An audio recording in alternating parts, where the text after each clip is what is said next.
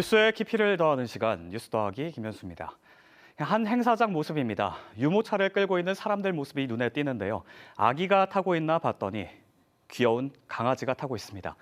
이곳 반려동물 행사장이었는데요. 딩펫족, 결혼은 했지만 아이를 키우지 않는 딩크족과 반려동물을 뜻하는 펫이 합쳐진 합성어로 아이를 낳지 않고 반려동물을 기르는 부부를 말합니다. 우리나라에서 반려동물을 키우는 인구는 꾸준히 증가해 이젠 국민 3명 중 1명은 반려동물과 함께하고 있습니다. 동시에 반려동물을 이용한 범죄나 비윤리적 행위도 많아졌는데요. 강아지 공장이라는 말이 사회 이슈로 떠오르기도 했었죠. 허가받지 않고 반려동물을 대량 번식시켜 판매하고 이 과정에서 제대로 된 먹이 공급이나 건강관리도 이루어지지 않습니다. 동물을 한 생명이 아닌 그저 돈벌이 수단으로만 이용하는 이런 행태에 많은 분이 분노하기도 했는데요. 그런데 이젠 이런 무허가 반려동물 영업에 대한 처벌이 강화됐습니다. 어제 이 같은 내용이 담긴 동물보호법 개정안이 발표됐고요. 오늘부터 시행되고 있습니다. 반려동물 수입 판매 장려업이 허가제로 전환이 되고요.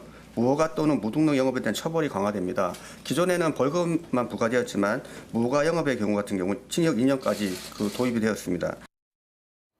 기존 업자들도 교배, 출산, 분양 등의 기준을 지키지 않으면 영업 정지에 그쳤던 처벌이 300만 원에서 500만 원의 벌금까지 강화됐습니다. 또 반려견을 판매할 때 구매자 명의의 동물 등록을 필수로 해야 하고요. 달마다 판매 동물 종류와 마리수, 거래일 등 거래 내역을 관할 지자체에 신고해야 합니다.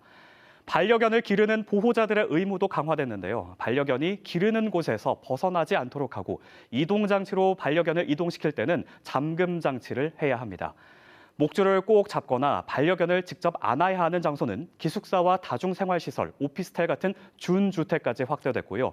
맹견 출입 금지 지역도 노인장애인 복지시설과 어린이 놀이시설까지 확장했습니다. 위반할 경우 50만 원에서 300만 원의 과태료가 부과됩니다. 학대 동물에 대한 제도도 개선됐는데요. 동물을 학대한 사람에게는 관련 치료 프로그램 이수 명령이 내려지고요. 보호자에게 학대를 받은 동물은 보호자로부터 격리되는 기간이 기존 3일 이상에서 5일 이상으로 늘었습니다. 보호자가 이 동물을 다시 반환받게 된다면 학대 재발 방지 계획서를 제출해야 합니다. 하지만 개정된 법의 한계도 있습니다. 공장식 번식을 하는 업장에서 늙어서 생산 능력이 떨어진 개를 전문 처리업자나 다른 사람에게 팔아넘기는 사례가 적발되기도 했는데요. 이번 법 개정을 통해 늙거나 병든 동물을 유기할 목적으로 거래할 경우 300만 원 이하의 과태료가 부과되도록 처벌이 마련되긴 했지만 고의성을 입증하기가 어렵다는 겁니다. 아예 공장식 축산을 근절을 하려고 하면은 그 영업장 자체를 상당히 모견 등록제라든지 여러 가지 추가 제도가 도입이 돼야 되는데 그런 것들은 저희가 다음 달에 영업자 관리 방안 같은 걸 다시 발표 드릴 텐데 그때 좀 자세하게 좀 말씀드릴 테고요.